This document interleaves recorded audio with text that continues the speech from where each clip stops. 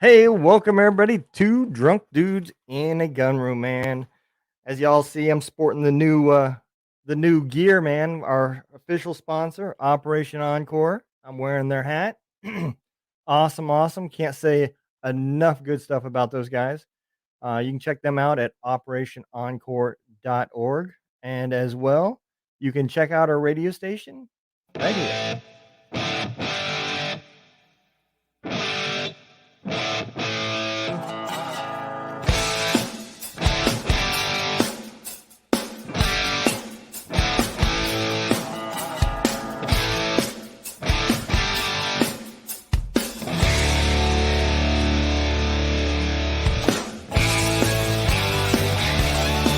Come listen to the best music in Gun Room Radio.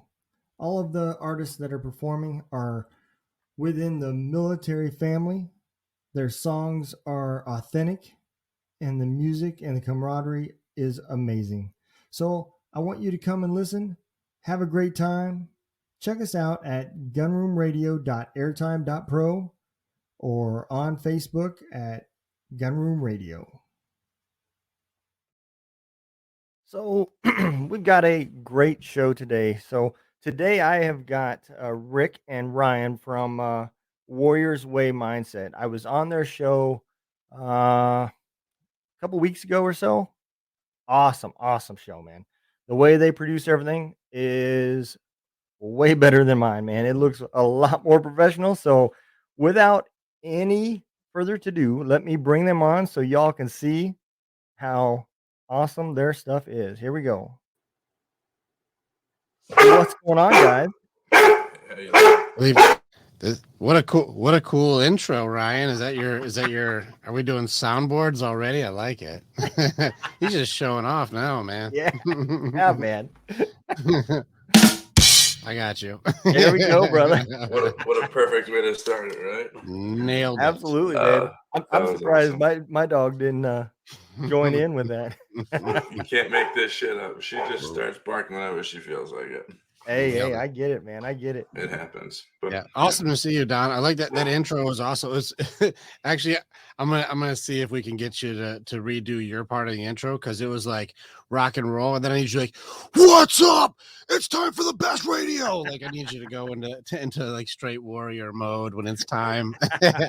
Absolutely, man. I should. I gotta redo that commercial, man. It was kind of thrown together, so I'm not exactly proud of it, but I had to do something to get the word out there. No, it was good. It just I was waiting. It was like dun dun dun. I'm like, yeah, all right, here we go. And you're like, hey guys, check out the radio. And I was like, does this go to like some sort of like sexy talk radio? What just happened? This went from AC/DC to smooth jazz real quick. It's the Gun Room Hub. Yeah. There you go. I hope you guys like good music. I hope you do. Because we got it. That's awesome, man. Well, I don't know who wants to go first, but why don't y'all introduce yourselves and tell everybody a little bit about yourself? Yeah, I'll kick us off, and then Ryan will jump in. I'll even probably introduce Ryan a little bit. My name is Rick. I'm the creator of the Warriors Way Mindset. What I've been able to do over the last handful of years is I've built programs that help people build up their mindset as far as especially working with men across the world. We've done women's group. We help women also, but right now the biggest mission is to help our guys out. And so what we've been doing is building an entire mindset, multiple programs. We've built tools. We've built we've got our coaches built out. We've got books. We're building a lot of content and a lot of things. We have podcasts now that's also running in the battlefield of the mind. And what we do and we specialize in doing is we go into hell. We focus on transformation, not information. And so we're not just saying watch our videos. We're not just saying read our content. We're saying we're going to come in and get you. And we do our best to make sure that we've gone through almost every battle that we've had to come up. And this is why we got our guys who are also served. One of the biggest things I do is I serve those who served. And Ryan is also one of my guys who's been one of those guys who he was, in his own shit when I met him. And I'm like, I'm coming to get you, bro. And so we've fought a lot of demons, broken curses, and we've also been going in and helping a lot of people do the same thing. And that includes everything from PTSD, suicide talk, addiction, depression, anxiety, you name it. We fucking killed them. And so that's what we're here to do, is to teach people that there are two kinds of people. There's two, trained or untrained. And so what we do is we actually do the work to train people, not just treat symptoms. That's awesome, man. And then Ryan, this is one of my main dudes. This guy is he's actually been, I'm gonna give him a little praise before he jumps in. Ryan's been training to run groups now. He was a student to start off with. He's got natural leadership skill. He's been in the military. He's a corrections officer, so he's just got natural leadership. His growth has been so inspiring and helpful to so many of the guys, and his ability to be able to connect through the heart. He's a heart side warrior. Has really helped a lot of guys who are struggling to almost have permission to be human again. And being as tough as he is and being able to connect in the heart is a very rare skill. And so I'm very honored to have him as one of my frontline guys who I can form the phalanx with. So thanks, Rick. I appreciate that. Yeah. Rick, I found Rick on TikTok, and just like you said, I was in my own way, had some curses that I need to be broke. I just couldn't see, 1 foot in front of me. And, with the training from the program and whatnot, I've grown to new heights. And like you said, man, I just love helping these guys out, and I can get into hell with them. I've seen the dark, and I just reach my hand out and I help pull them out. And it's all through the Warriors Way, using the tools that Rick has gave me. So it's pretty awesome. Thanks for having me here too. Hey, no issue, man. I appreciate it. That's awesome, because I completely get it. I've been in that situation where I've had to kind of pull myself out of it. My family kind of got involved to kind of make me see the light, and it's tough, man, when you're doing it by yourself. It really is. And you see a lot of these groups on Facebook, and it's more of a, okay, I'm gonna check the block. Oh, I hope you're doing okay today. I did my check-in, and there's, even if you do talk to somebody and you help get them through that day, you didn't give them any tools to battle tomorrow. So yeah, I absolutely appreciate what you guys are doing, man. Um, why don't you guys go ahead and let's get into where the Warriors Way mindset started. How did this come about? All right, so it's actually kind of interesting because it came from need, not greed. And I think it's interesting when people start talking about their purpose, and this is a big talk, especially I know you reach out to veterans a lot, and Ryan knows we got some vets in the team. Is that when you leave the military, it's no doubt and no question, it's one of the largest losses in your life, because we've talked about this at great length within the Army ourselves. And so our guys are like, man, when you leave, your purpose, your missions, your support system, your job, your identity, like everything that you are, all of the your what am I supposed to do with my day? What is my reason for even doing anything that I do? It's all gone instantaneously. And not to mention that, but not only is it all gone, everything that you are and do is now wrong. Yeah. Like, that's even more complicated. There is no like, okay, now we got to acclimate you back into being a civilian. We rip that out so that way you could be the most effective tool that you can use. But now we don't need that tool. You are now retired. And so now you're in, I call it like throwing a Spartan into market, they're like, hey, what do you do? I'm a blacksmith. You're like, okay. And what do you do? I'm a potter. You're like, okay. And I'm a dancer and I'm a painter. And you're like, these are all great. And like, well, what do you do, Don? And you're like, oh, oh, oh. And they're like, what do I do? Like, they're like, I don't know why he's yelling. What do I do? I'm shutting down shop. I don't know what's happening. They don't know what to do with that. They have Yeah, no you're clue. right. And so it's really tough when your entire purpose has just been changed and what you are is now wrong, even though you sacrificed who you are to make sure others could be safe, or even be able to have the freedom to have the judgment to think you're wrong. Yeah. And I think that's an interesting thing. Yeah, you're right, man. And I can relate to that because when I took this job down here where I'm at, I started out as a supervisor, and I remember one of the guys texting me saying, "Hey, where are you at?" And I responded back with, "I'm at the chow hall." And I guess he looked at the guy next to him. And he said, "What the fuck is a chow hall?" The other guy goes, I think he's in the lunchroom. I don't think it's So, called that. Is that called that?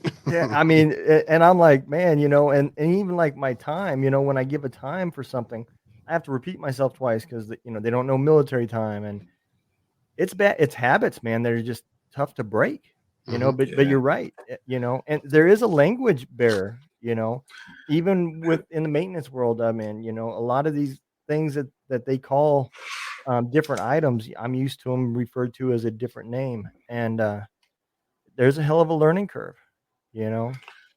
I just had this conversation with a guy, well, a group of guys the other day. I was like, look, some of the things that are holding us vets back is exactly that, the integration back into, you know, regular civilian society.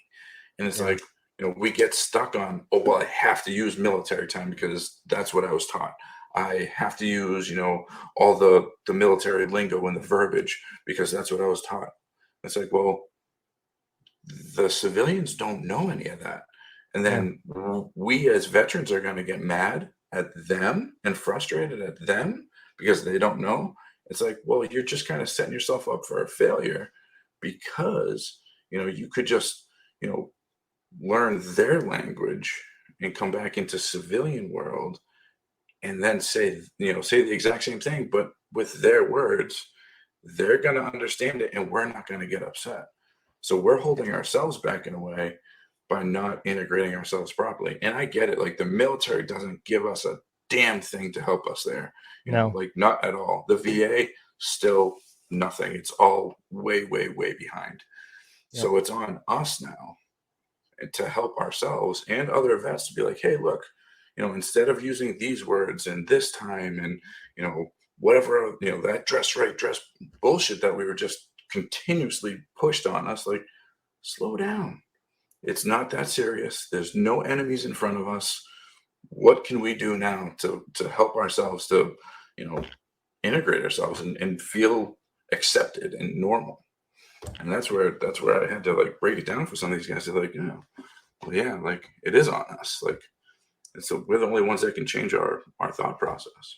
yeah. You're absolutely right, and that's one thing I've been preaching for a while is, as veterans we have to police our own. We've always Yeah, been good at telling the guy next to us whether he's ate up or whether he's squared away. There's no middle ground. After the conversation, where you stood, and the other problem that we have, and every training assessment that you go through in the military, they train you to fail.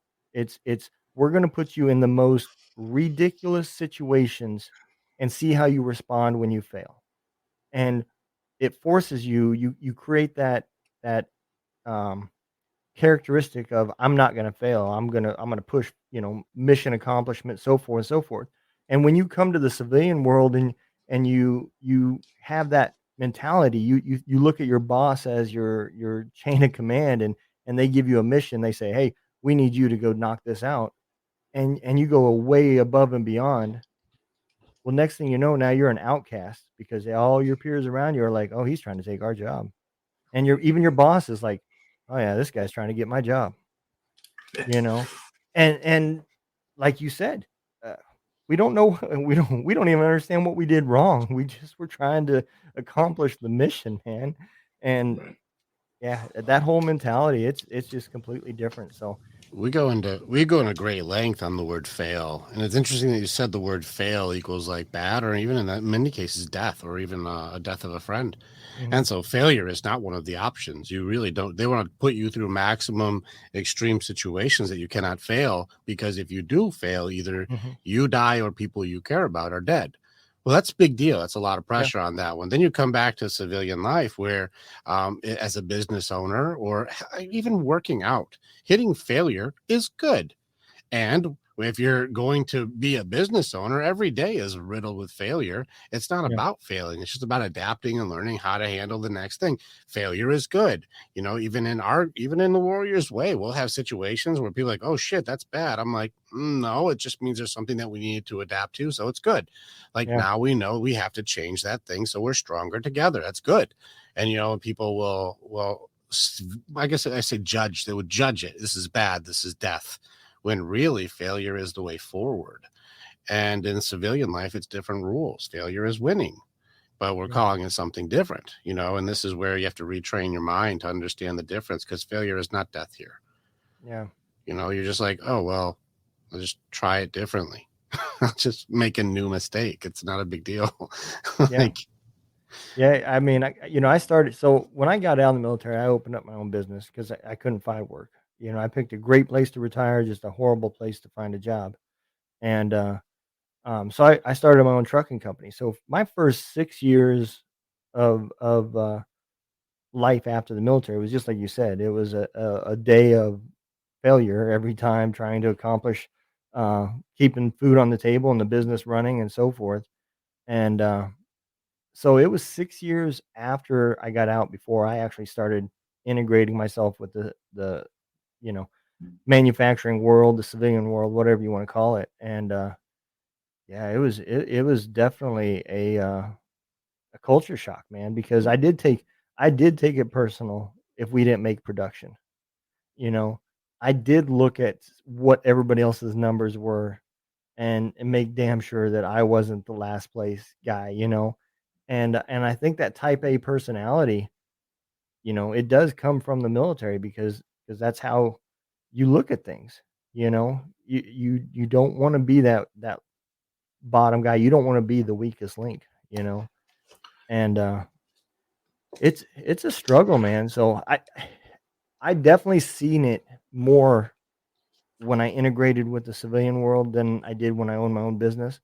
But when you transition from the military and go straight into the civilian world, I do understand now why that is the most dangerous time for suicide, because man, the stress that's on you is ridiculous. It really is. You are literally learning everything all over again without a coach and without somebody to teach you. At least in the army, you had the drill sergeant that put a little bit of pain on you when you screwed up, so you knew what was right and wrong. Well, now you don't know what's right or wrong until you either get promoted or fired.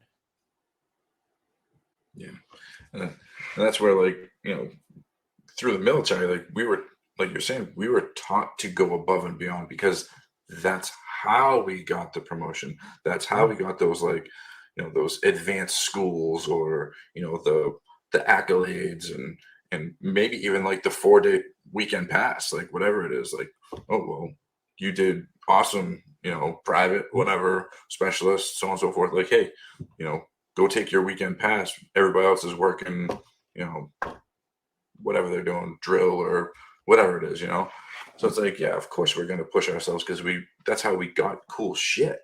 That's yeah, how we got, like, that's how I got canine school, was because I went above and beyond.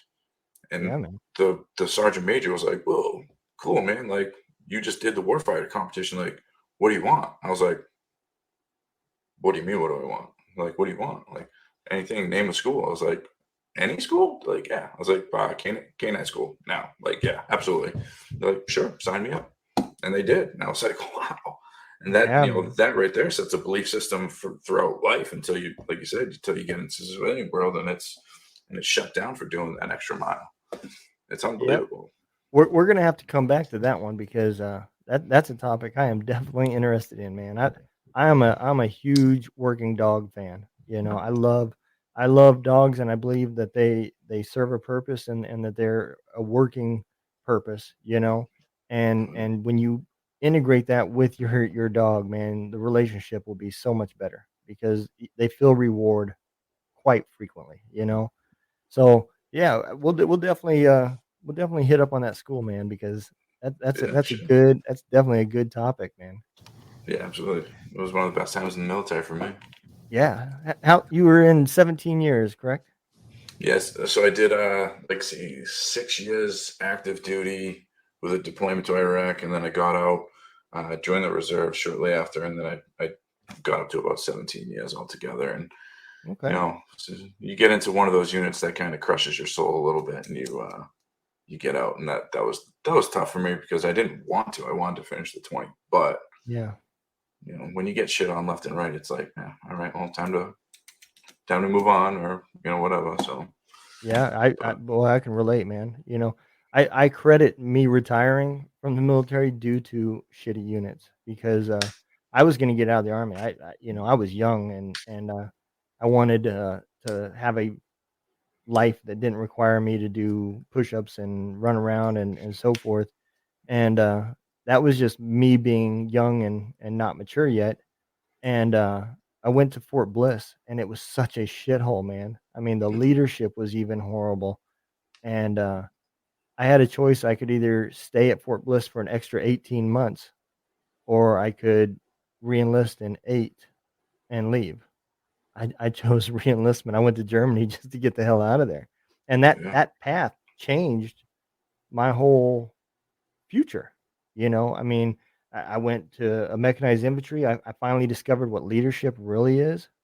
Um, I went into special ops from there, and I discovered how that side of the life was, and the army and the military became a much better place for me. And I'm a firm believer that you know, no matter what your past is, I don't care what it is, it doesn't matter. There should be no regrets because that path that you walked, you were put there and put on there to get to a destination. And this I'm not going to call it an aha moment, but I think God kind of opened my eyes here just recently.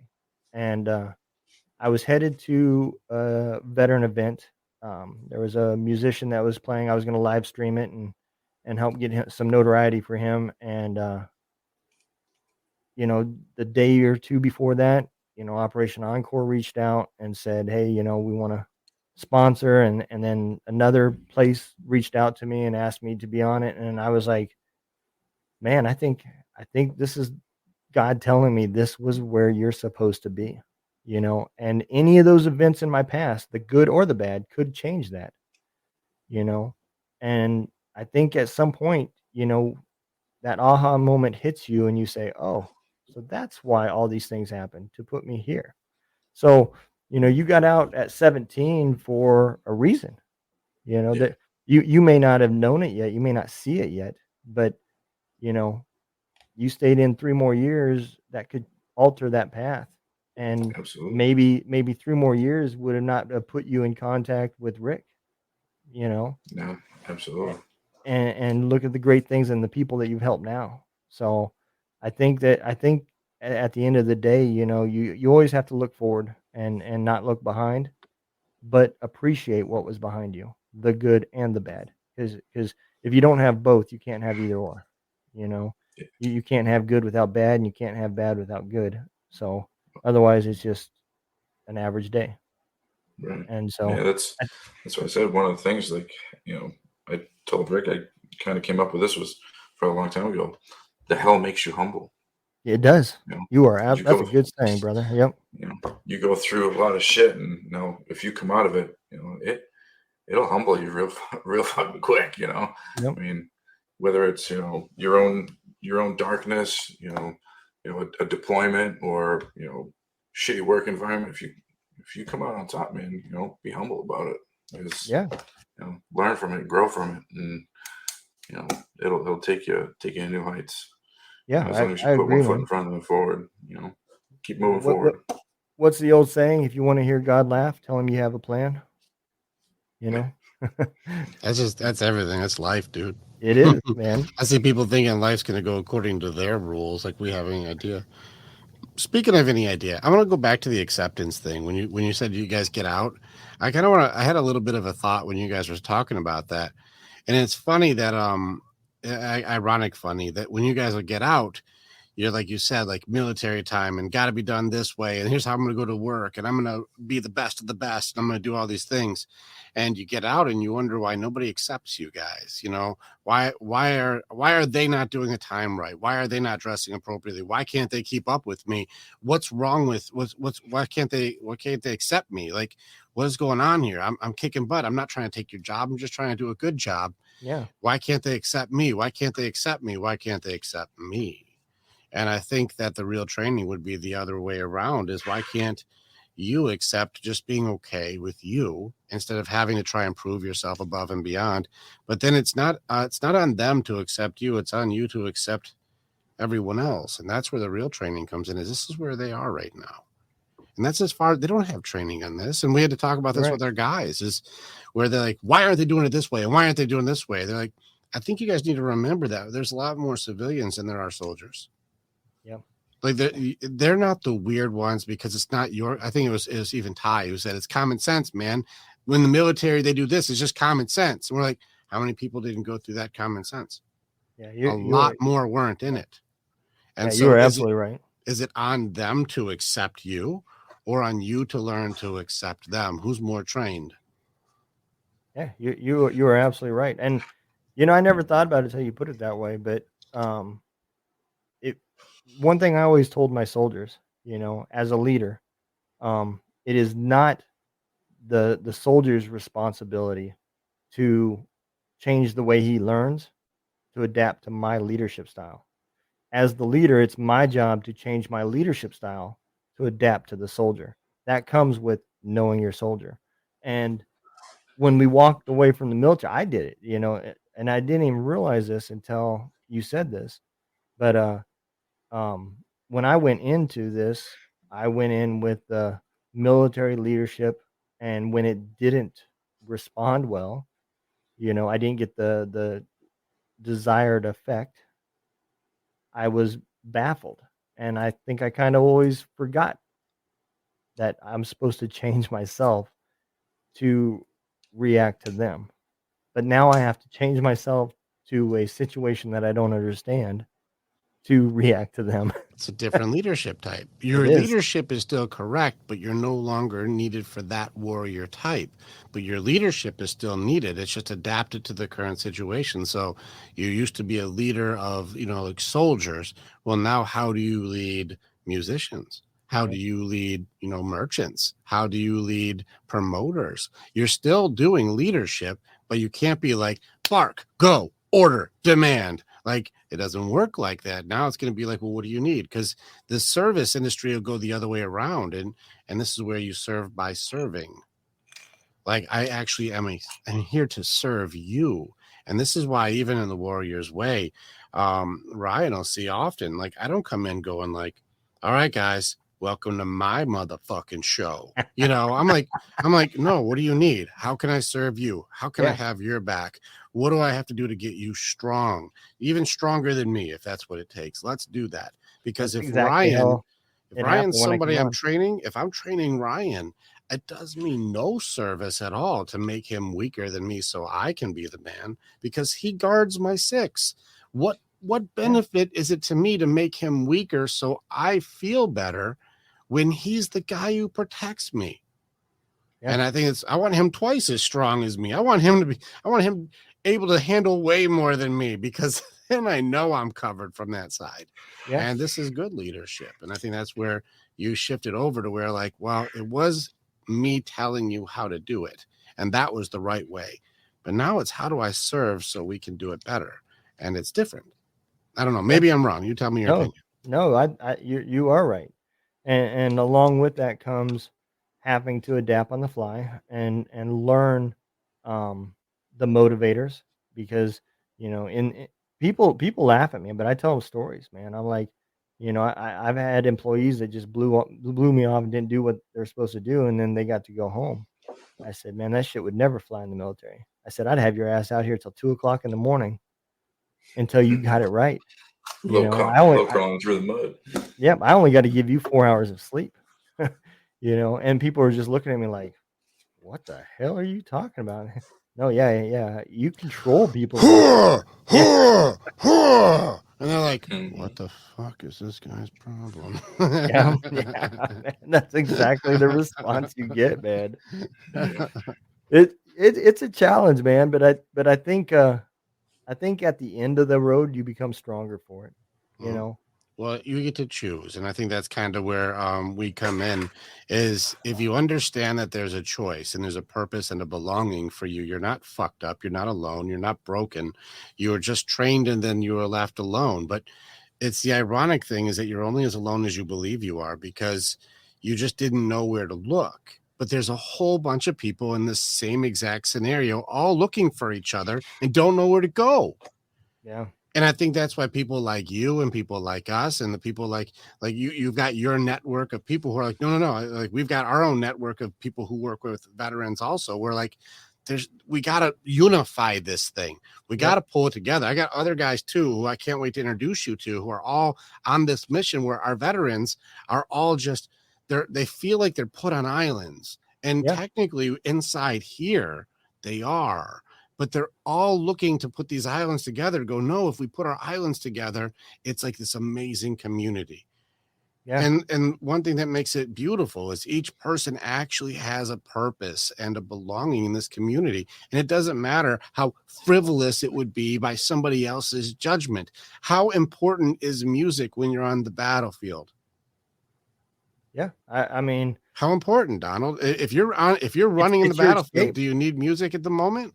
Not at the time of the battle, but you need that escape when the battle's over. Here in community, though, it changes our lives. Yeah. In community now, when we're no longer in conflict and we need each other more, a song can connect us beyond all things. It can come in through the heart, come in through the soul. And so when we're here, you're extremely needed.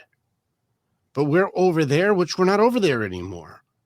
Well, we didn't need it as much then. It was a lower priority, but now it becomes vital because we're not there anymore. And that means we need each other no matter what the job is. How much do you need someone who's, I don't know, baking pies?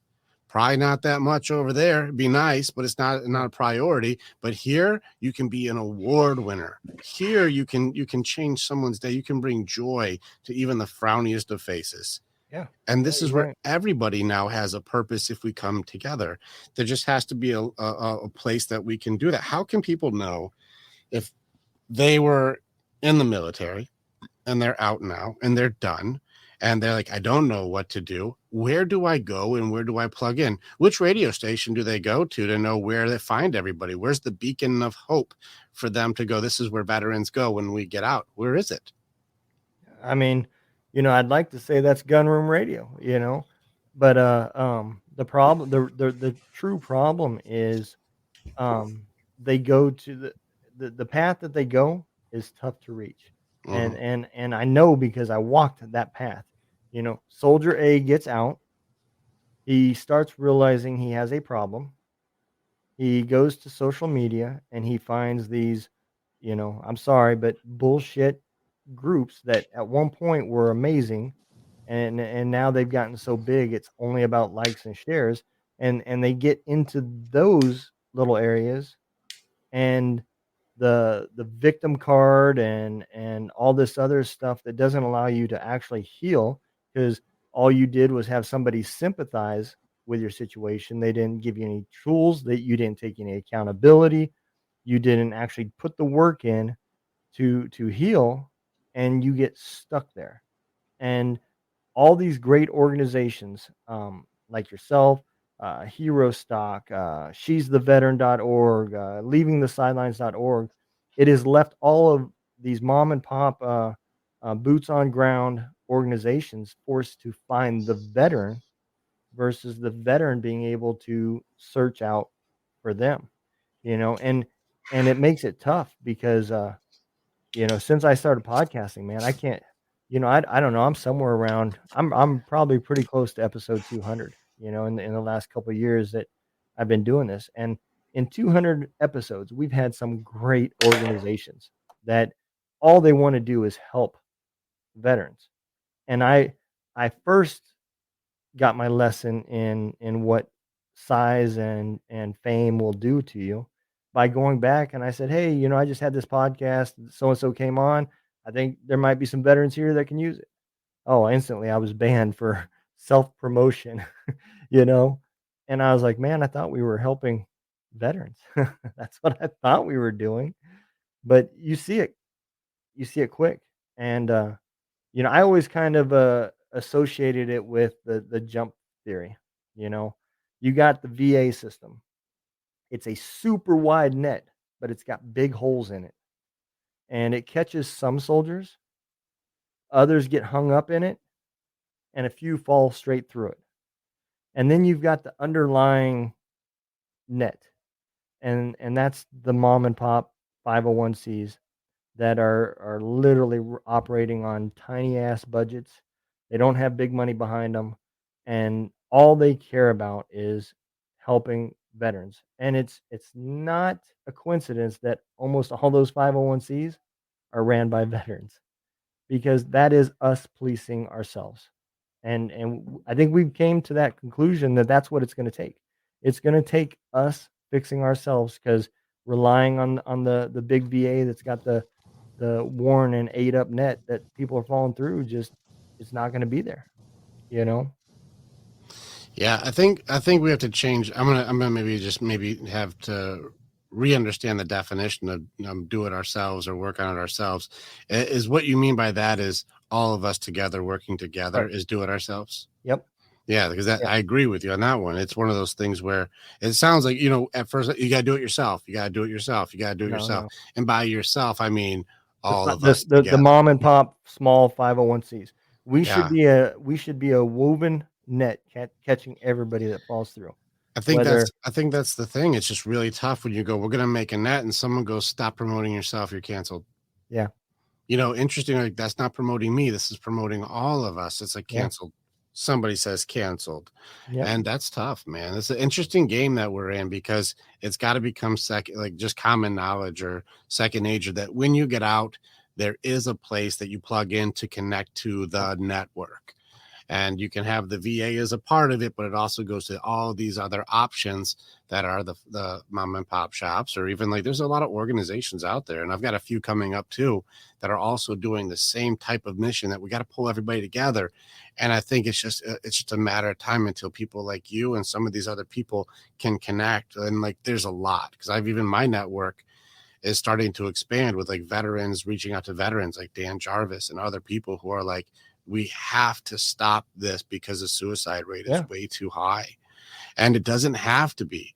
Even with PTSD, we have beaten it through a cognitive behavior stuff, but there's also neurolinguistics and stuff that we do to make it so that even talking with Dan, for example, they don't call it PTSD there. They call it PTS, and they yeah, help any first responder and veteran on them. Dan's like, we're the last line of defense for this.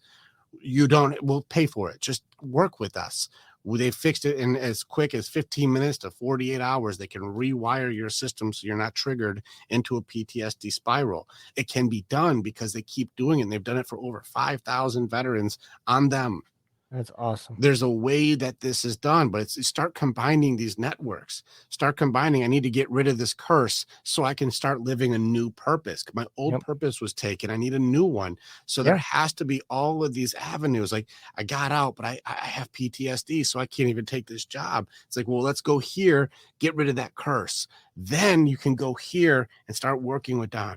Like, we got to have, like, there's at least a progression or an order. yeah, And even the indoctrination back into like civilian life to like transfer that leadership over from like demands into understanding I'm here to serve. It takes time to rewire the mindset.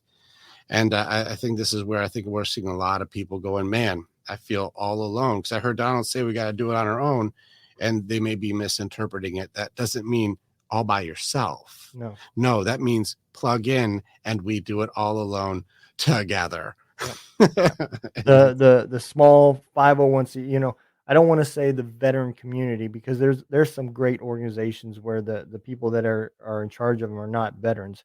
But when I say our own, I mean the small 501(c), the ones that are putting boots on the ground and are involved and interacting daily with those veterans that need the help. And I think that's important.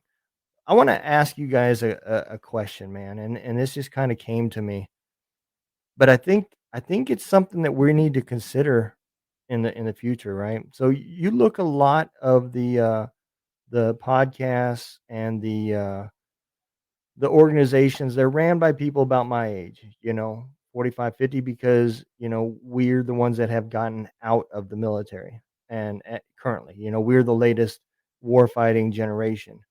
However, you know we need to be thinking about how do we interact with those soldiers that are getting out after us, because that war continued to go on after us, and that is a younger generation with different interests and different needs, and was in a different military. I mean, the military was one of the fastest changing organizations out there. So, that's something. How difficult do you think that's going to be when we start seeing the new versions of, PTS and anxiety and everything else I as think it that comes out? there's in business terms, it's something that I remember that was drilled in when I was in one company. It's called a S curve. And at first, whenever we start doing anything like this, to start changing the way that like everything works, at first it's going to be resisted, probably made fun of, shunned. That's never going to work. Doubt will try and play its part. That's a dumb idea. Don, you're wasting your time. This is stupid. No one's going to believe in that. Good luck trying. People have tried 1,000 times. It's never worked. It's going to do that like slow, like grind until it hits. And then it blows up real fast. And people go, holy crap, this is the thing that works. That's how it's done. This is it, until it curves back out again. And it's common knowledge. When you get out, then you go here. But a Mhm. lot of times you have to have the perseverance during that bottom part of the grind when they go, I don't know what that is. I never heard of it. It's not going to work. What makes you qualified? Who would follow you? That's a stupid idea. When people will try and kill the dream, a lot of times people buckle because they're like, I feel alone, isolated. I don't have the financial backing. I don't have the reach. I don't have the whatever. I Mhm. got canceled for saying, let's help people. What am I supposed to do? Yeah. And it'll knock your dream right out. But at some point, with everybody focusing on unifying far more than self-promoting, and this isn't against you, this means period, then there's a chance for that S curve to kick on, that when you get out of the military, there is a thing you do, but Yeah. it will take time. So we're going to have to work on the guys out like us, our age. We got to Yeah. work at this age until it becomes common knowledge when they go to the VA and they come out and they're like, what the fuck am I supposed to do? And there's guys there like, oh man, you're not plugged in? Plugged into what? You got to go into this. And then another one knows. And then he tells his guys, and then more know. And then they tell their guys, another one knows. It's going to be one of those, like, it's going to have to spread that way until it just picks up. And it's like, no, when you get out, that's what you do. And so it's going Yeah. to take the perseverance of the few to keep pushing through the doubt, the naysaying, the bullshit, until it becomes we're all unified to the network of like, this is whatever you need. PTSD, making music, creating pies. I don't care. Run a roller skating Yeah. rink. You Yep. name it. We got the network. We have a place for you to integrate, even with the mindset training like we do, to go, we have to rewire you to be authentic again. You no longer have to be that machine. Now we got to reacclimate you to be a human again, because you got to turn this thing back on. And that way you can connect. Otherwise, you're going to be the one who's like, why don't they accept me? I'm off. There's something wrong with me. I don't belong here. And then you'll be in your own head. And you remember in the truck, dude, when you were driving all alone, how much does that shame and that stack, there's Yep. something wrong with me, Yep. just beat you when you're alone. And Yep. there has to be a place where you go, like, you're only as alone as you believe you are, because everyone in the network is one call away.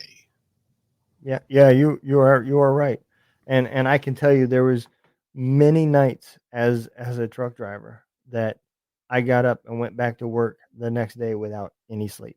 I drove all day long, was tired as hell when I stopped, and the moment I laid down, everything in here just kept going.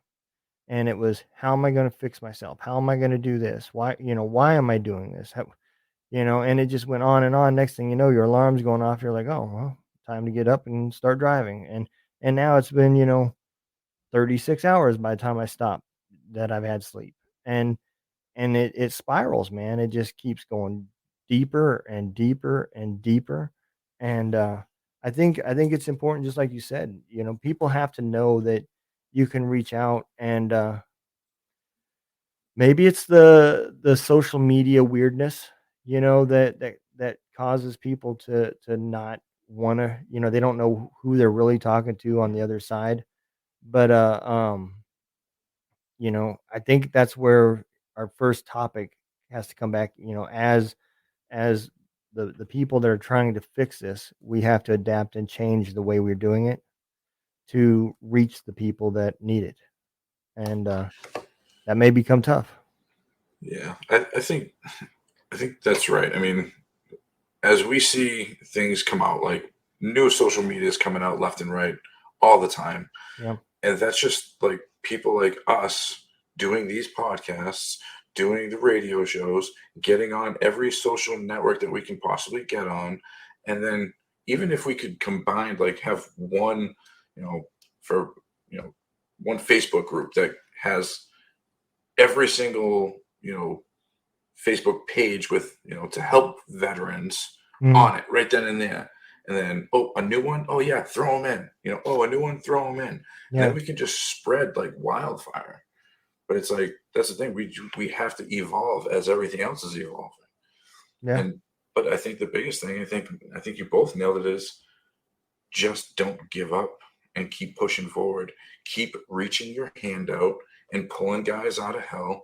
Because you know what? When you pull that guy out of hell, he's able to pull 10 more out, Yeah. and so on and so forth. It's just a trickle effect. And it's a big fucking snowball. And eventually, hopefully, we'll be able to get closer to when these guys are coming off of active duty or right off of the reserve train. And we scoop them up right there before that blame, that shame, and all that crap that Yeah. fills their head with, why the fuck am I like this? Oh, we got you, bro. We got you, sister. Let's go. Come on in here. We'll teach you the way. We'll show you the way. And that's what we need to do. One foot in front of the other, reach our hand out along the way, pulling everybody in. Yeah. I absolutely agree. And maybe if that was happening right at the time of separation from the military, because for me, I kind of felt like when I separated, I was no longer the soldier, and I didn't really feel comfortable with my family. And so I was in that middle ground, and I think part of that is the camaraderie um aspect. That's the first thing that you lose and the first thing that you miss. And if that was replaced, maybe that first 2 years would be different, because now you've got that lifeline and that battle buddy that you've met, and it's still just like it's like PCSing. You don't know anybody at the unit you're going to, but by the end of the week, you've made best friends and everybody's clicking, and you just kind of fell right in. And I think that's kind of one aspect that would help, is if we could keep the camaraderie there, so you would be the communication is open, because without it, there's no communication anymore, and that's where feeling lonely and everything else comes to play. And so, let me kind of change a little bit. Let's talk about, so Joe Snuffy, right? Let's say he reaches out to you guys. What are the steps? Does because the reason why I'm asking this is because I want to let people understand that there's other things out there besides laying on a couch and telling your story to people that have never done it and can't relate, but will always say, "I understand." So let's walk soldier Joe Snuffy through kind of how you guys are assessing him, and the program that you're going to recommend for him. Of course. Because we're still pretty selective over the guys that we throw in. We do have a creed that we operate under, and even tomorrow, I think we're going to be making it even stronger. And so, we have a creed, and there's rules to the Warriors Way that we all live by, including myself. None of us can break creed, and that would first be trusts. And without trust, we do not have any dynamics. If we don't trust each other, we can't have a brotherhood. We can't have friendship. You can't have a relationship without trust. It's a foundational piece for all dynamics. And so first we have to be able to trust we do not betray each other. You don't post other people's shit up. We don't turn our backs on each other. We're always there. We have to trust that you, like, I can share without you like attacking me. So we have to have that first part. Second rule is no blame, no shame, no judgment. What that is it just gets in the way of healing. The things that have happened has happened, and every single loss is meant to teach you something. Our job is to train you to find the lesson so we can move forward, not sit in the memory and feel like you're a piece of shit or you're not good enough or you're worthless or whatever judgment gets put on you. We Yeah. remove this is not necessary for healing. It gets in the way. Third rule is that you have to show up. Like we're gonna do the groups either way, but if you don't show up, you won't be able to, like, you're not one of us. If you're not there, you can't rely on the guy. You can't trust Yeah. somebody. You can't go into battle with somebody who's going to leave you hanging. We have to show up. And then we have to we measure off of effort. It's all about how much, like, we don't care about what your results. How hard are you trying, man? Are you really going for it? And one of the main things that I would be asking Joe is, what's your willingness? Without willingness, it doesn't matter at Yeah. all. None of it matters if you don't want to do the work, because we can give you the best tools and the best training. And if you're not going to do it, it doesn't matter. That you're Yeah. not going to be one of us. You're going to waste our time. And I'm not trying to take anybody's money just to watch them throw it away because they're just not willing to do the work. If you don't have a 10 willingness, just go find another group that maybe somebody will listen to and just say, I understand a lot too. That's for you. We're Yeah. going to do the work, though. We're going to train. Every single week, I give you new tools and new training, and there is practice. I don't talk about just your feelings. There's a new skill this week. Practice it. Now there's another skill. Practice it. Now you're going to learn how this works so you can defeat it. Read and understand, and then practice the tools you have to do this. There is practical application in everything that we do. This isn't theory. We're actually doing real practice. Yeah. And so last thing is skin in the game.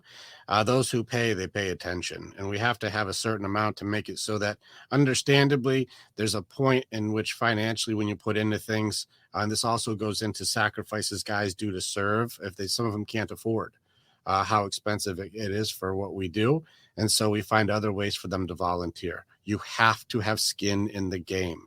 If you are not contributing, you're going to feel like you're either taking advantage or you won't appreciate what it is that's there. And so all of us put in, and it's important that it's there. It's really disappointing when you see somebody say, I'll commit to you, but then they just don't show up. And the reality is it's easy to justify quitting on, me, or quitting on Ryan. It's easy to go like, oh, well, they'll be fine. They'll be fine.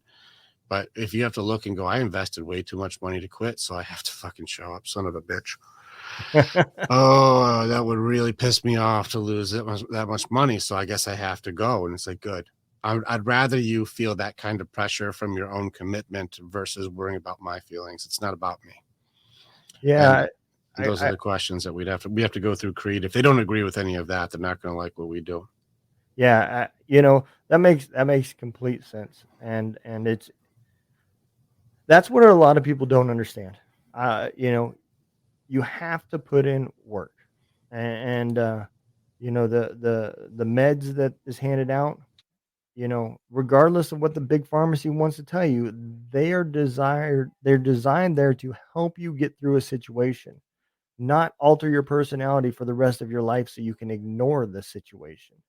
You have to put in the work, and that's the only way you're going to come off the medication. That's the only way that you're going to come out of hell, as you guys say, because without it, you're not going to heal. And I have learned this just from podcasting. When you're helping others, you're still healing. And so, just like what you said, when you reach back and you grab somebody, and then he reaches back and grabs 10 more people, well, that second grab that he's doing is still about his healing. And he may not realize it at the time, but the conversations and the practices and maybe even the method that you guys use and him retraining it to somebody else makes him go back to the foundation and think about stuff that maybe that they have forgot. So yeah, it makes complete sense with what you're saying. If you're not committed, it doesn't matter. Yeah, bro. That whole everything you just said, that was me before I met Rick. I'm going through the VA, going through therapy there. I started probably back in like 08 or something, starting the therapy and stuff. And not once did they ever tell me like, hey, use this tool and that'll help you catch your, use your awareness to help, catch your triggers. So when you feel that trigger, you can slow down. Not once. They told me, when you get enraged, grab the piece of paper that you put on your refrigerator and write down how you feel. How am I going to write down anything when I'm completely off the chain, enraged, throwing shit across the room, punching things, and Yep. I'm gonna punch the refrigerator before I take a piece of paper off of it and write down how I'm feeling. Yep. Like, it's all bullshit. And then, like you said, they're just gonna chuck meds down your throat and be like, "All right, go be a zombie, and we'll cure you that way." Well, yeah, Yep. you cured it by just numbing me, and now I have a whole nother set of issues. But eventually, those issues they're gonna come to the surface, and I'm gonna be fucked even more. Yeah. And that's what happens to these guys. Like, well, they realize, like, well, my meds aren't working. You've been on them for 4 years. So then they just stop. And then what happens? All hell breaks loose. Yep. And you know what? I hate to say it, but a lot of the time they don't make it because of that. Yeah. And that's what And kills them. and Sucks. even if they are one of the rare guys that do make it all the way until they die at 80 years old, taking their meds, you know, let's look back at the life that they lived. Was it a quality life, or was they just going through the motions? Yeah. Because that's what I've noticed is the medication just helps you go through the motions. You know, your anger is numbed, your happiness is also numbed. So you live in that, like we was talking earlier, without good, you don't have bad, without bad, you don't have good, and you just kind of right here. And that's not a quality life, you It, know. it's important too to understand that a lot of those words that people describe as an emotion are also skills, and that's something that we do that's different. And Ryan will attest, I am a big proponent of challenging words. Like, if you go into my advanced stuff that I do, I'll take one word and have you spinning for 2 weeks. Like, I do some pretty intense stuff when it comes to understanding. And it's the same thing. Anger, that's a skill. And you're like, yeah, no, it's an emotion that I just transfer all my sadness and all of my emotions go into anger. That's just one thing I do. That's just how I do it. It's like, this is a skill. It's trainable. There are pieces to it that if you understand it, you can start to learn that you control it. It doesn't have to control you. Be like, well, that's the only thing that I knew, because you aren't trained to use it Right. correctly yet. There's only two kinds of people, trained or untrained. This is a skill. Happiness is a skill, and I'll teach you how to do it in minutes. Actually, I did a podcast today where I broke it down for a doctor and a lawyer to go, here's the formula. And it's not that complicated. It's pretty simple. You can practice right now. Does it require practice? Just like all skills. Yes, it requires practice. To understand anger, you have to understand the three parts that trigger the umbrella for anger. Either something is taken from you, or something has been lost, or something is unfair or injustice, or there's an unmet need that you don't know how to articulate yet, but you don't have it being met, and it's going to piss you off. When you look at like all of the things that we get triggered by, it usually falls under one of these categories. Well, if you understand what it is, it's a lot easier to make a request to try to get it solved if you at least know what triggers you. If you've got an attack style defense, the best defense is a great offense. If this is your defense or your coping mechanism, you're going to start creating separation. You're going to start making it so people don't want to be around you, even if you're right in your argument, because your ego is your amigo and you're right in your argument. People go, yeah, well, maybe you're right, but I don't like being around you. Yeah. Good. What Yeah. was the cost? What was the cost of being correct? Now you're truly Loneliness. alone again. Yep. And if your goal is not to be isolated, being an untrained anger monster is going to just give you a result that goes against what your goals are, because you can't be a good pack leader if you attack your pack. Yeah. Yeah. You're absolutely right. You know, one of the things that I learned, and it comes with practice, just like you said, is I love the phrase "it is what it is," and the reason why I say that isn't because, well, if it's just something that's making me mad and I should address it, but I don't want to, I'll just say it is what it is. That's not what I'm saying, you know. But the problem with us a lot of times when we're in these dark areas is we want to take all the burden and all the problems, whether we can solve them or not solve them, and just put them on our shoulders, and we just keep burying ourselves. And until you can just get to that point where you can say, well, it is what it is, and let the things that you can't control go, so you can have the energy to fight the things that you can. Is it okay if I challenge just a couple pieces to it? Yeah. All right, so you're not wrong, but if untrained, it's very wrong. And I'll tell Yeah. you the curse that comes from that. It is what it is only accepting the one part of the denial aspect of the entire conversation. And you can also probably fudge it into the bargaining section, but it doesn't work as well through anger and sadness. It starts to, I've actually seen this in some very intelligent defense mechanisms. Oh, well, is what it is. So whatever, can't change it now, is what it is.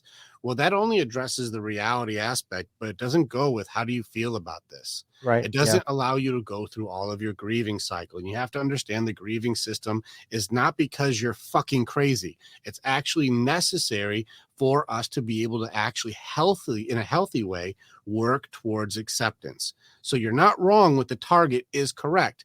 But if you do it incorrectly, you can use denial as acceptance. Yeah. And that's the curse, where because I said is what it is means I don't work through bargaining, I don't work through anger, I don't work through depression because I don't have to go through the other phases, and I can just skip right to acceptance.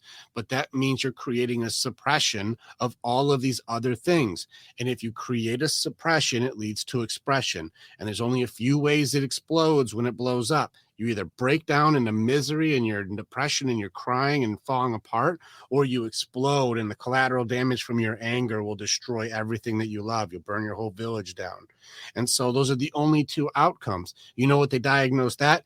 Bipolar disorder. Yeah. It's only because you weren't trained to grieve properly and you're skipping the other essential parts, which lead to explosion. And now you're on a new set of meds because now you have bipolar disorder. It's not necessary if you're trained how to handle your grieving system, which can happen multiple times in a day. If you understand how to do it, you don't have suppression, which doesn't lead to the expression of the volcanoing because you know thyself, you know thy enemy, and you know how to battle. That's trained versus untrained. So your Yeah. answer is technically correct, but in the wrong hands, this tool becomes a weapon for self-destruction. Yeah. I agree. And that's where, like I said, training would have to come in, because you have to know what it is that you truly can't control versus what you really don't want to control. And yeah, it makes perfect sense that you skip all those steps, and it just becomes more buried shit that you're going to have to unpack at some time. Well, it's tough because you can be in the grieving system for multiple things at once. And that's why, like, when you leave that identity change, you lose your whole entire system of operation. But also, you're carrying with you the loss of the loved ones or brothers that died along the way, brothers or sisters, the people who passed away or killed in action. And then you come back and you have no place and nobody understands you. So now we're going through at least three very heavy grieving systems all at the same time. Now the thing is you're not only in one at a time. It bounces back and forth. You can go from getting pissed to being sad to it's fine, is what it is, to fuck them, to like, well, if only I do this, maybe I can get them to dig it. Well, they didn't dig it, so fuck them again. I'm really sad because now I'm all alone. Well, whatever, I don't really need them. But if they were to get it, then maybe I could do this. Well, they're not getting it because they're fucking assholes. What am I even trying for? I guess I'm all alone again, and so fuck me. And then, well, I'll just pretend like it's fine. I'm not going to talk about it. You'll be bouncing back and forth between the system forever until you can actually start working through acceptance on each individual battle. But if you do them all at once, you're in 3 or 4 of those at the same time. But I'm telling you now, you can't defeat anger the same way you fight depression. They're two different monsters. You Yeah. can't fight them the same way. And if you think denial is the same as depression, you're wrong, but they like to team up on your ass, I'll tell you what. Yeah. Yeah. You're absolutely right. And it's tough because we had this conversation on my last podcast last Tuesday. It was about, where does the term fighting your demons come from? And I kind of rationalize it as we're fighting the unknown. We've never really dealt with feelings because we were all alike, and the scenario was all the same. And now you're out there on your own fighting something you can't see. And my best emotion that I can relate this to is there's a lot of times that I would wake up, just got out of bed, sitting on the side of the bed, and I just feel like something's wrong. I don't know what it is.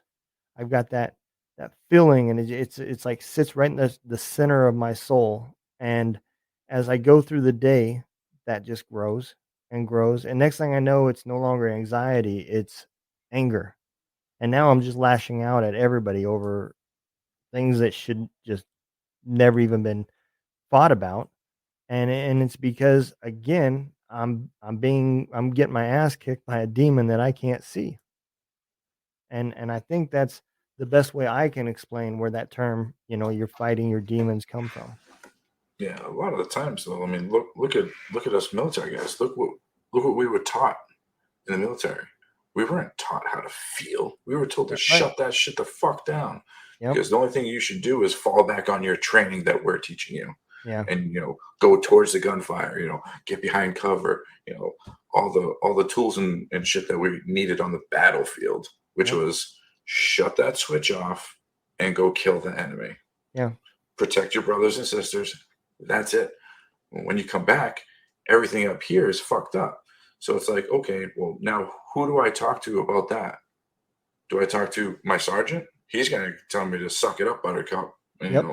Go freaking drink some coffee or go take some ibuprofen and some water. Done. Or freaking, do I go talk to the chaplain? Well, what if you're not religious? Then what? Or, what if, Yeah. how are they going to know? Like, were they out on the battlefield? Did they see what I saw? I don't know any chaplains that were carrying guns over there. So, Yeah. how am I going to relate to that? And then, well, okay, next thing, do I go talk to a shrink? Oh, hell no, we don't talk to the wizard because we know the wizard's going to pull us off the battlefield. Yep. Yeah, And we're now I'm done. completely different than everybody else. Yep, I'm fucked. If I go to the wizard and everybody else hears about it, be like, well, I don't want to stand next to that guy. I don't want to go on the range with him because he's fucking cuckoo. I don't want him to turn on us. So now what do? You're screwed. But that's where we need to change that mentality and get that shit out of us and be able to express these things in a healthy way and find the groups like this and find the people like you that will actually listen and be like, hey, you can tell me anything. It's a safe place. We don't have a safe place in the military. Yeah. Because as soon as you do, like I said, you're either going to see the wizard or you're sidelined. Yep. Done. And I seen that too, because right there towards the end of my career, man, they brought in they're not shrinks, they're not counselors, they were just people that were hired that if we had problems we could go talk to, and nobody nobody would know. They don't report back to your chain of command, nothing, right? Wasn't it always funny that their office was the one right next to your first sergeant's? I mean, they seen you go in. You only went in for one fucking reason, Mm-hmm. and you are instantly different the moment you made that step and you walked in. Yeah. The moment you said, "I'm thinking about killing myself," you were different. You were looked at as a piece of shit because now somebody's going to have to sit with you and hold your shoelaces and make sure that you don't harm yourself, and you just ruined somebody's weekend. And now the first one's got to come up with a guard roster to guard you, and you were literally put in a bad position. You are now a burden again. Like Yep. not only did you have to deal with the burden that's going on inside your own head, now you have to, you're seen as that to everybody. Yep. It's not like that person that's sitting there outside your door is happy about it. So I mean, if you sit there and be like, hey, can I say anything to you? Like, try to say anything to them, they're gonna tell you to fuck off, stop Yep. being a pansy, whatever, Yep. so on and so forth. And then what? Then you're in your hole even further. We treat them like it's contagious. I don't want what you got. Yeah. Because I see what's happening to you. I don't want that. So Right. you're on your own there, buddy. And it only takes once, or it doesn't. You don't even have to see that. You just have to hear about it, Yeah. and it spreads like wildfire. And it's Oh, like, yeah. oh, they treated him like they did that. Oh, they took his what? Oh, he can't even go do the cool shit anymore. Oh, damn. Oh, he's Yeah. gonna get chaptered out. Oh, okay. I don't want that. So Yeah. now what do? any little like thought of emotion, boom, I'm gonna, yeah, exactly, push it down, and now I'm on a mountain, or I'm putting it in my rucksack, and now I'm carrying, you know, Yeah. 10,000 pounds. I'm dragging it behind me, but I'm not gonna drop that because I don't want anybody to see what's in it, you know. So now it's just, yeah, it just sucks, man. It really does. The stigma has to change. You know, and I used to try to talk to all my guys when I was a platoon sergeant for, a good part of 5+ years, and I tried to connect with them so they would feel that and trust me to be able to come to me and say Yeah. anything. And I have the discretion to be like, yeah, that's some serious shit. We gotta run that up the chain, Yeah. or all right, let me get you a couple guys. We're gonna sit down and hash this shit out and find out what's going on. Where can I lead this kid to get him or her better? And I was fine with that. I didn't have to push everything up the chain. Like I wasn't that guy. I'm not doing it because I Yeah. know what at the end of that tunnel, I know what that leads. That leads to them being an outcast. I'm not doing that to my guys. Yeah. It's not fair. But the stigma has to change, and it Well, starts with even if you it know, doesn't change from within, like I think, like you were saying, what's the solution? Because what are the odds that you're going to go in and tell the military to be different? Probably not the highest, but we can create the place for when you're out, it's not like that. And I Yeah. think that's where I think the solution is going with what you were talking about. How do we unify all this stuff? Like well, it the can best we be an can do. answer where you go like, we can't go in there and say run it different because it's not going to run different. And as far as like, protection and military and the way that like when the tool is working, it seems to be working pretty damn good. So you can't fuck with them. But when it gets out, there needs to be like, all right, there's a system that you go through to reacclimate you. So we have to turn your human back on, but we also have to address the stuff that you've been pushing down while in there because that doesn't work out here. It gets even worse out here. And so Yeah. there just has to be like, you're not fucking crazy for pushing it down. That's what everybody had to do. But there is a place you got to go now to learn how to let it out the correct way. Otherwise, you let it out the very wrong way. And like you said, it starts to store in here and then it goes through the phases. First, it feels like something's not right. And then it turns into anger and it turns into just outbursting on other people until it turns into depression, until it turns into I am nothing, Yep. until it consumes you. But there's a way to let that steam off with training. And Yeah. that's what we do. We teach guys how to have the outlets the right way so they can operate under their warrior type. So let's take it and look at it this way, right? So this is the first time America's ever been in a 20-year war where it lasted 20 years. The one thing that we got to see was there's phases. Your first phase of war is to go in and kill everything that is in front of you and leave nothing behind.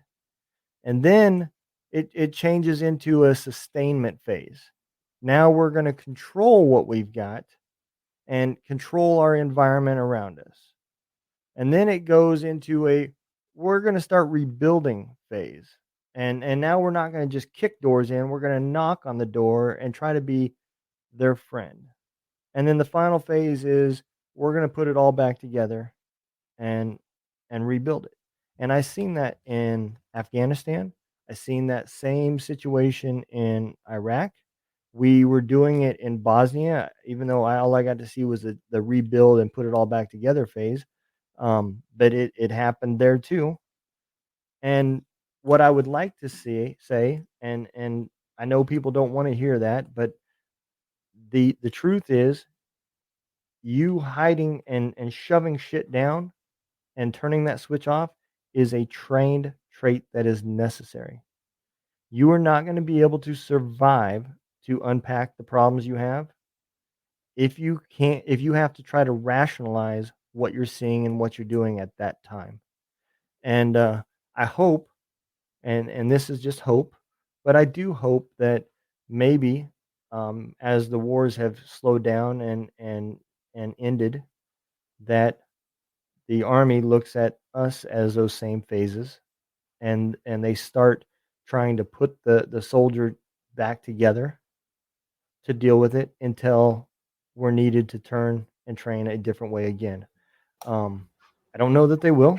I don't know if they can, but I think that's one problem is that we're We could skipping pray lost for it. days.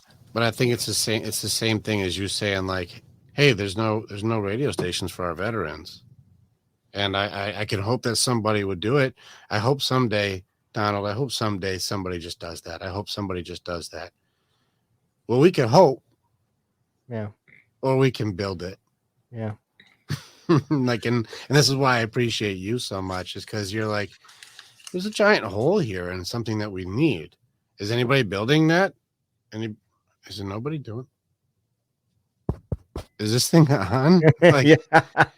and they're like, no, nobody's doing that. And you're like, well, then I guess we just found our mission. Yeah.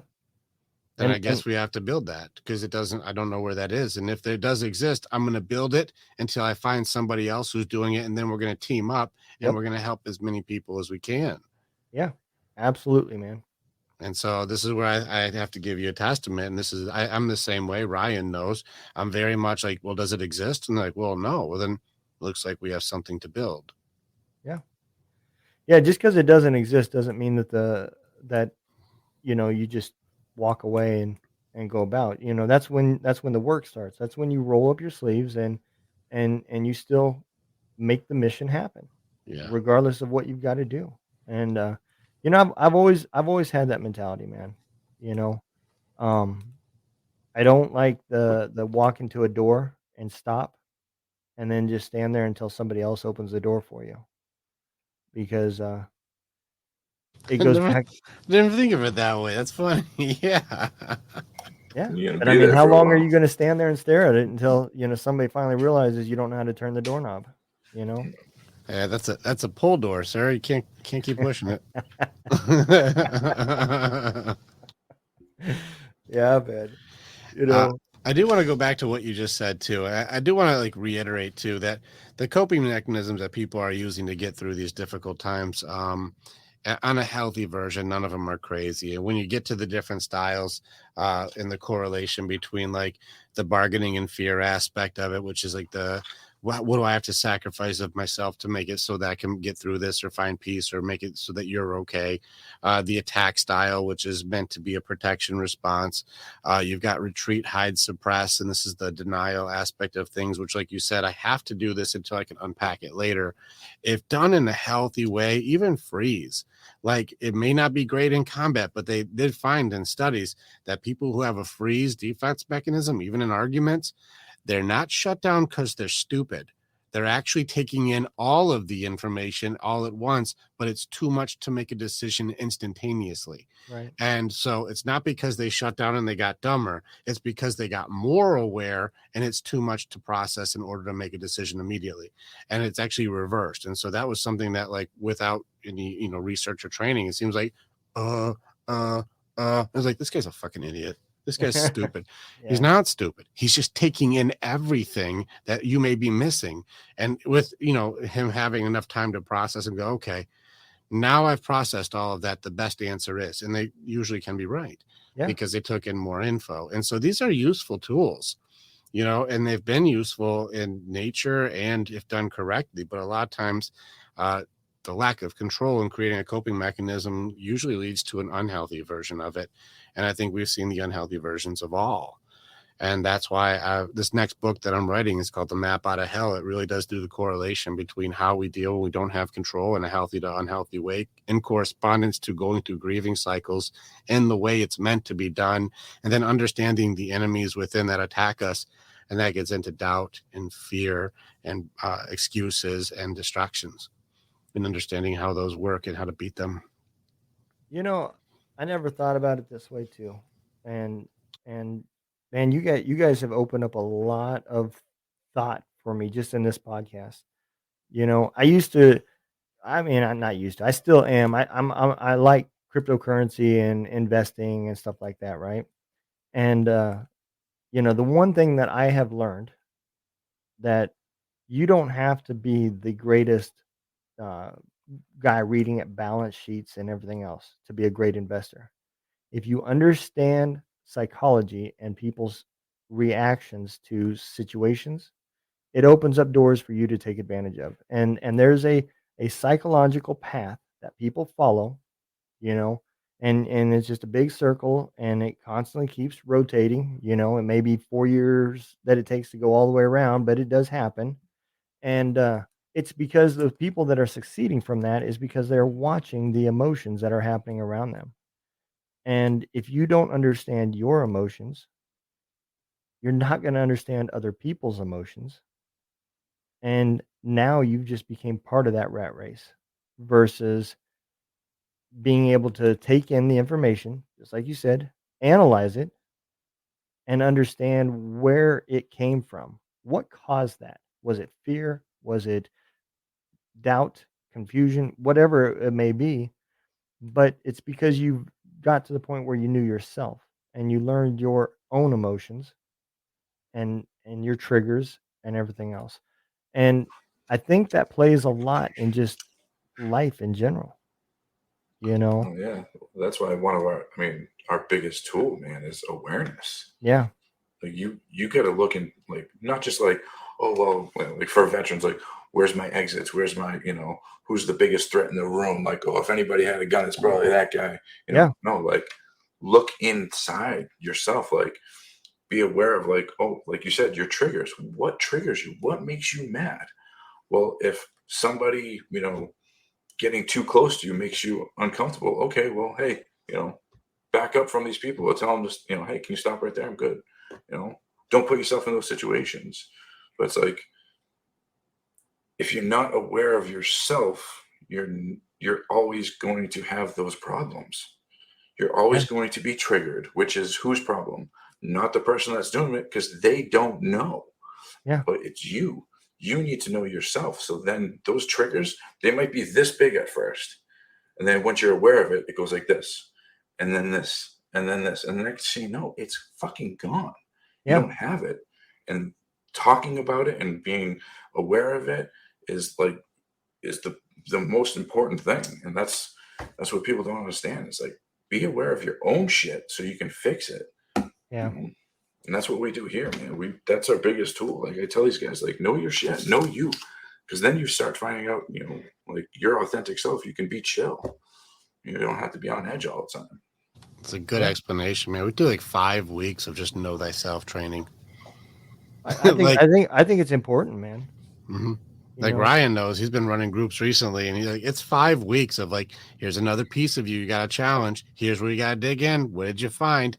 What belief systems are in here? What's your default program? What's your personality type? Which kind of warrior strengths do you have? Like, who are you? Do you even know? I don't, and it gets all the way to stuff that you may not think is relevant, like your Enneagram, your Myers-Briggs, your fucking love languages. Do you know you? Do you have any Yeah. idea? Because how do you know how you work if you never even ask? Yeah. And as a society, that has changed drastically, from, you know, we used to remember the way we communicated was when the damn light came on, your ass had better be home. And now literally I don't even bat an eye at it anymore when I see it. I'll see two teenagers sitting in the same room texting each other, Mm-hmm. you know? And I've just gotten to the point where, no, nothing new, you know? But everything's changed from society, even how we communicate. And It's just been amplified. I don't think it's changed that much. It's just been on a much larger scale. Because if you think about, like, even the most simple of things societally, like comparison, it's the most simple. Like, oh, I'm not as good as them, or he's stronger than me, yeah, or she's prettier than I am, or whatever. The comparison thing has always been there, and it's usually like within the village, or yeah, within the community, or within the school, or within the work, or within your reach of your peers within the county even. mhm, Usually the comparison is up to like what? Let's go on the largest scale, normally maybe a couple thousand people. maybe at Like most. that's at like the most, and that's if you're in like a big, huge community. Yeah, Otherwise, it's maybe a couple hundred people was like, this is the comparison. And there was still at least some sort of I know my place in the pecking order idea. It's a little easier to figure out when it's a few hundred people. What do you do when it's billions? yeah. I never thought about it like that either. Yeah, Like, you. what do you do? And like, if you're the prettiest girl in town, that's one thing to be Snow White, but now you're compared to the 0.01% across Russia, in Indonesia, you know, you name the country, Africa, Europe. Yeah. Now it's the prettiest women in the universe, and you're like, am I in the? Are you comparing me to this? Like, Yeah. what? Like, you're never good enough. And then when are you the best? It's like compared to who? Internationally, the strongest on the planet, and you can just do a direct comparison. You're like, well, shit. Like in my community, I'm one of the most useful, but globally, I don't even register to compete. Well, Yeah. I guess I suck. You know, like it's just on a much larger scale where the pecking order makes everyone feel useless. And even worse, if you're at the top, everyone just wants to knock you off. Yeah. And before, like you said, you used to have to experience that to find that out. Mhm. So, I used to love to fight. I was pretty damn good in my little village, you Yeah, in the know? village, we're badasses for Yeah. sure. And then I went into the army and I had a goal, I had a dream, I wanted to fight all army. And as the tournaments got bigger, I realized that I wasn't quite the badass I thought I was, you know? And finally acceptance came in from concussions. That maybe this is not the path that I was meant to be on. And but yeah, that's exactly it. Now imagine had I had the internet, at my hands at that point, and I'm watching all these videos of all these other fighters that are my age and everything else. Maybe then I don't even try anymore because I realize I'm not as good as I thought I was, What's you your know? confidence look like now when it's compared to people who've been doing it since they were 2 years old? Yeah. You know, people who was born in the Gracie camp. What are you supposed to do? Yeah. Yeah, you're right. You know what I mean? Like, what are you going to do? And that kid was like, he was learning jujitsu at the same time he was learning to stand. Like, what are you supposed to do? Yeah. And like, and it's one of those things. Well, shit, I started when I was 18. Like, that guy's been doing it since he was 8 months. What am I supposed to do with that? Like, I can't. Yeah. Like, he's almost 2 decades ahead of me. What do I do? So there's just no win. And not to mention with fake stuff and social media being able to put Yeah. up only the good stuff and not show the reality, because you'll see people taking all these perfect family photos and like somehow, I don't know how Ryan and Katie did it, but they have all the kids wearing flannel in the pumpkin patch in the Yeah. fall, and they're all smiling and they're all matching. And you're looking at your life and the room's a fucking mess and the dog's shitting somewhere and the kids are breaking stuff and your wife is crying in the kitchen, and you're like, well, how come I must suck at life if I can't? They're all matching, and how do they all look at the camera? And you don't know that, like, that took 35 photos, and Right. after that the husband and wife argued, they're getting a divorce a month later. Like, you don't know the reality to it, but you can see the images and it seems like everything's perfect. And we've seen it even within our own groups, guys who are starting off and like, their life is upside down, but then you'll still see, like, posts go up that everything's perfect, and you're gonna be Yeah. like, what kind of reality are we in when everything seems like it's an illusion? Yeah. Yeah, you're And you're absolutely right. And the reality was their dog did shit in the corner behind them. You just yeah, didn't see it. they photoshopped the dog shitting out of the photo, like. Well, that whole thing is, like what, keeping up with the Joneses, man. Like, Yeah. That that's used the to be the biggest. saying as when you seen the guy next door get a new car, and Yeah. then the guy on the other side of you went and got a new car. Well, yeah, Mhm. everybody's, yeah, he's just trying to keep up with the Joneses, Well, Like, now it's every what's that guy. Christmas movie? The lights. So I gotta get this light and then Yep. this light. Next thing you know, like, it can be seen from freaking Mars. It's like, slow down, man. Like, what you have is good enough. Yeah. Well, there's a few perspectives on it, but it's even more like there's a few references, and a lot of references I'm sure we can make. But I recently just watched Don't Look Up, which is probably a good example of how fucked humanity really is. If you watch that, that's the one with the meteor is going to hit the Earth, like a comet's going to hit the Earth with Leonardo DiCaprio, and they're like showing like, hey, if you told them like, listen, we're all gonna die, there's a comet coming, like, it would get polarized immediately and it would turn into this giant campaign of look uppers and don't look uppers, and it don't look up because they just want you to not work and you're a hard worker, so look down and keep your feet on the ground because you're grounded and you're smart.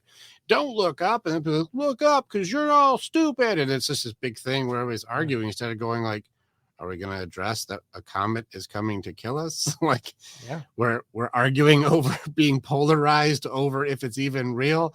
Like, it's the most silly, ridiculous movie, but it's probably more of an autobiography of how we would really die. And it was just one of those things at the end when Leonardo DiCaprio was like sitting there and they're kind of like, the thing just hit the earth. The earth is about to explode. The shock wave is coming towards them, and they're realizing like we really had it all. Like everything, we would worry about the flavor of coffee we would start the day off with. You know, we had the safety of the home that we have right now, and we have the loved ones around us, and we have, you know, the dog that's even able to bark. You know, we've got the books, the workout equipment, the guns, the drinks, the friends. We really had it all, but we weren't able to see it. What are you grateful for? Mm-hmm. You know, Yeah.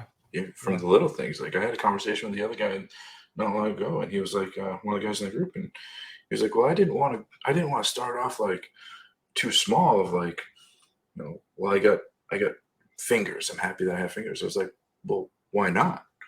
He's like, "Well, I just thought, you know, it was, you know, just something simple. Like I was starting big. I was like, well, you wouldn't have had it. You might not have all that stuff if you didn't have your fingers. Yeah. You know, like you wouldn't have been able to write, you know, the contract to get that house that you have, or you know, so on and so forth. Like it starts somewhere. Like the toes on your feet, and then your feet. Like they got you to walk up that beautiful mountain to see that beautiful view with your beautiful kids that you have on your beautiful shoulders. Like it's all relevant. You know, and we definitely do forget that, but there's a time in I think everybody's life that we do remember it, and that's, you know, just like you said, when your kids are born, what's the first thing you look at? You know, 5 fingers, 5 toes, 10 fingers, 10 toes. You know, which is it? And um, that's us going back to the basics. You know, it's our way of saying, you know, is everything okay? And just to say that I don't want to start that small, well, to the guy next to him that doesn't have any fingers, is having fingers and being thankful for it too small? Because that's probably a pretty big thing that he would be extremely thankful for if he had them. You Yeah. know? Well, even losing any of it, it makes you pay attention. I think that's one of life's lessons that's happening all the time. The reason we have a grieving system is because there's a lesson to be learned in every single thing, even death. There's a lesson to be learned.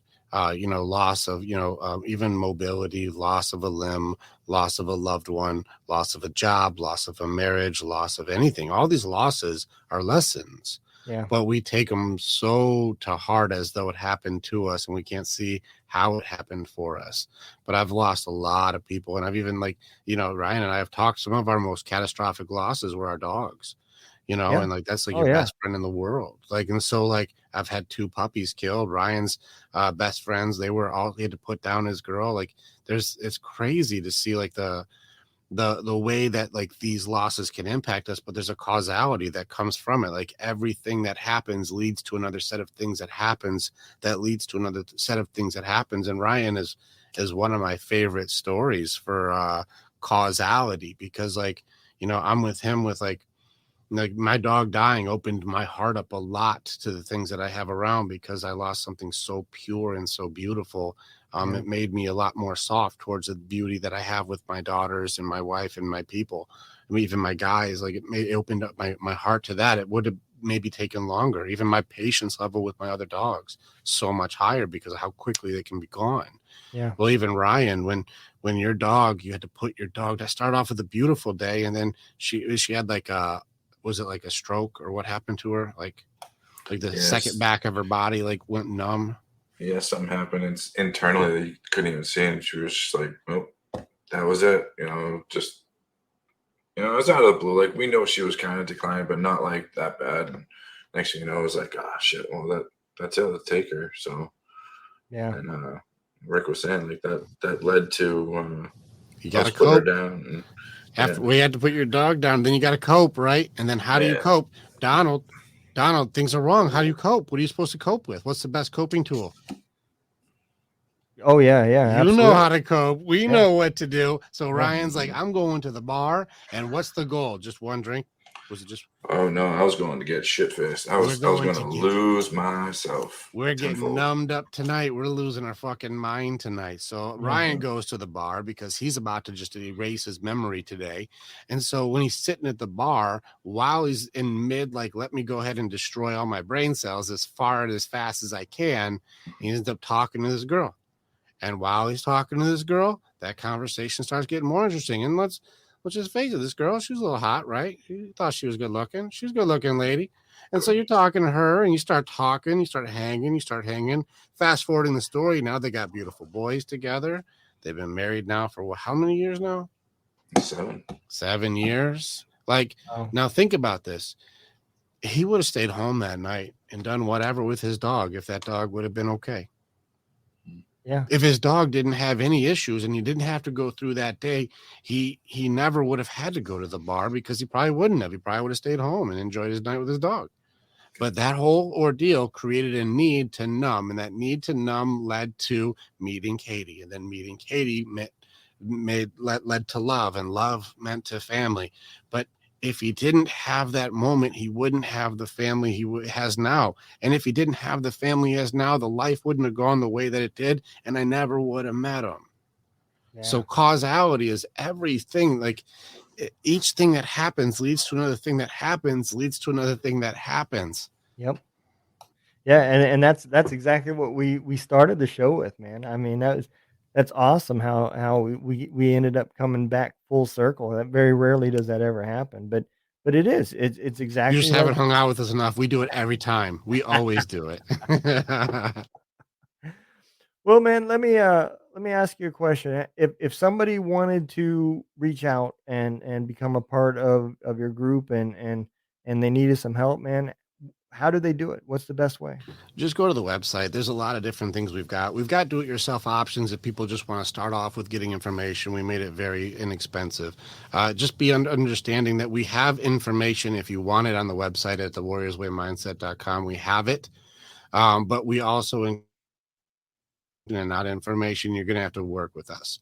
It's one way to, like, the answer is your Rubik's Cube should look like this when it's solved. That's the answer. That's what it's supposed to look like. You're like, all right, cool, got the answer. But once you start working on your own, you're going to be like, all right, mine's fucking not doing it. All right. Like this, what am I missing? It's supposed to just do that, Yeah. And so what we do is we make sure if you really want to solve it, we'll go through. You got to go like here. You see how these are here? We'll train you how to solve. And it takes time, it takes work, and it takes effort, but transformation's a little bit different. And so you'll book a call, and most likely you'll end up being with me or it'll be with one of my guys. Most likely I'll talk to you because I'm going to assess, like, are you really willing to do this? Do you have what it takes? Is it free? Not the transformation. We put about 4 to 5 months into you because we have to rewire your entire belief system to be authentic. And most of your life has been doing what you've been told to do. Parents, teachers, coaches, bosses, spouses, commanding officers. When have you not been told what you're supposed to do? And we have to rewire a lot of things to be authentic because we may have forgot who the hell that even is. Yeah, absolutely, man. Yeah, so go to the website, book a call if you really want to do the work. And if you just want the stuff to check it out, we got tons of stuff that's free you can check out, or also just get some of the content that gives you the tools, because you can essentially buy a toolkit. This is the weapons and the strategy guide of how to beat like anxiety, how to beat fear, how to beat doubt. I've got it all in there. It's do it yourself. If you just want that, do that. You don't have to talk to anybody. Get started. And then if you're like, you know what, I got the tools, but it doesn't teach me how to build a house. So I want to build. Jump into a group. You can meet Ryan, because most likely Ryan will get to be teaching you first. You work your way up, and as you work your way up, you're going to be working with me, or you'll be working with some of our other warriors who have been through hell, and we'll come in and get you. We're not scared of demons. We're not scared of monsters. And Ryan is actually part of one of our special ops groups that we have that goes into shadow work, goes into the darkness. They do it on purpose. And we come in and we get people who are drowning in depression. We go in and get them. Addiction, we're not scared of that shit. We've beaten it a bunch of times. We'll show you how it works. Anxiety, it's got a step-by-step process to it. And it's been helping people decide I no longer need to be on this medication, because the reason I was having anxiety, I now have control over. I just needed training. I wasn't fucked up. I was brilliant. I just didn't have any training on how to do it right. Yeah.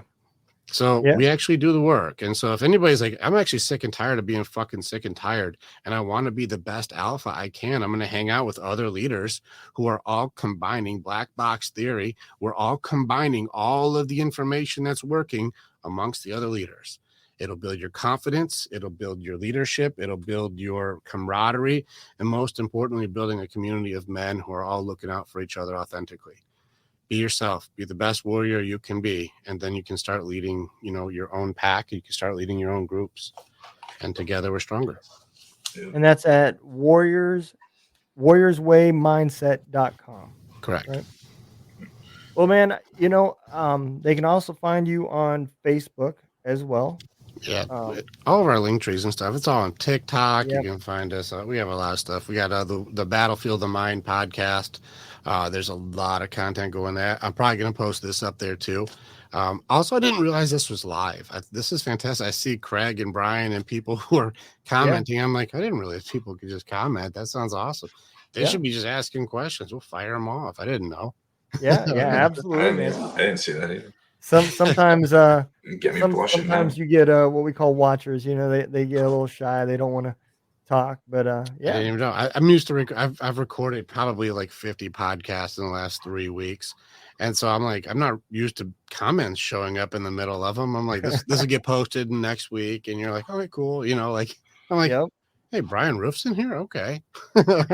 Absolutely, man. I just I'm one of those guys, man. I just say we'll do it, and we're gonna keep it real, and that's why I love how I do it, because it's just a conversation, man. We don't have to agree on everything, and the things that we do agree on just kind of reinforces our thoughts, but it's going to be a conversation between me, and I'm going to learn your stories and what you're about, and I've learned a lot from this podcast that we had today. I mean, there's been a lot of things that maybe I was piecing them together, but I didn't realize how they were coming together, and that was within an hour and a half, man. Like you said, imagine what somebody could do with you that you've invested 6 months in, We don't have to imagine. Ryan knows. You're looking at it, bro. Yeah. Like, long story short, man, I was an angry fucking dude. Like, it's like how I grew up. Like, I was known like, oh, I'm gonna be the big bad tough guy. I'm gonna go around fighting everybody and shit. And through this program, I have learned how to control that. Like, I don't have to be that angry guy anymore, because it doesn't serve me. Like we said earlier, it pushes people away. Like, one of the stories that I remember was like, I was going out with some friends, and like, I'm like, where are we going tonight? And like, well, we're going to the bar. Like, what do you mean? I'm like, let's go. I'm like, you're not coming with us. We don't want you to go. I'm like, why not? Like, dude, every time you go, you start shit for no reason. Like, you're the guy. I'm like, oh, fuck. Like, that hit. I'm like, ugh, Yeah. So I just, obviously, I didn't know any better. I was untrained then. So I just went and did my own thing. But now I'm like, hindsight, I'm like, man, if I had only known better, I could have, how many other friends could I have had? All those guys that I was like, they could have been best buds, like, who knows? So fixing myself, like, I've created so many friends. It's not even funny, because I'm not pushing people away anymore. I'm happier. My life is better. Yep. Tenfold. It improves quality. 100%, dude. I'll take quality over quantity any day of the week. I would rather live my best life for 50 years than my worst for 80. Yeah, and bro, I'm not walking around at like 7 out of 10 anymore. yeah, It only took it literally 100, boom, holes and walls. Like, I don't do that. I'm not there anymore. And everybody around here is not walking on eggshells. They're happier because I'm happier. Yep. And I have my shit on control. So it's not just yourself. It affects everybody, especially the people that you're living with. So I'm happier. They're happier. It's just a better fucking life altogether. I agree, man, and I'm glad for you. So warriorswaymindset.com. You can reach out. I've been on in that seat, and I've talked with Rick. I can tell you, man, it's not a high pressure. It's not a a used car salesman trying to get you to sign. It's just a couple people having conversation. And brother, I appreciate what you guys are doing. And man, it's awesome the help that you're providing. Yeah, it's an honor back at you too. Like to be able to see what you're doing too is also an honor. And this is why I always say the terminology that like there is no competition amongst us. Yeah, Together we're always stronger. And I believe in what you're doing, and what we're doing coincides with what you're doing because people need all these pieces yeah, I and they agree, need the man. network. And I think that us bringing more awareness to it will connect more leaders together, and we're going to have to start using this technology more as not as a complaint about what's wrong with it, but how do we use this to make it so we unify correctly. Yeah, And it's just one of those things where it's growing so fast that the first thing that we do, no different than us as kids, as soon as they're like, the internet, what does it do? You can look up anything you want. We're like, BOOBIES. Like it's like the first thing you do with the internet is going to be something where like, let me look up some boobies. Like yep, it's the first thing, but after a while, you're like, well, actually, you can do taxes, and you can actually do this, and we can communicate, and we can send emails. Like it eventually starts getting into we can be responsible with the tech, yeah, but it's gone so fast that, of course, it went into nonsense first. And it turns into the darkest sides of humanity because that's what we do. First thing we type in boobs. It's the yep, first thing we do, and then after that we go, well, what else can it do? It's like, well, you can actually do really beneficial things too.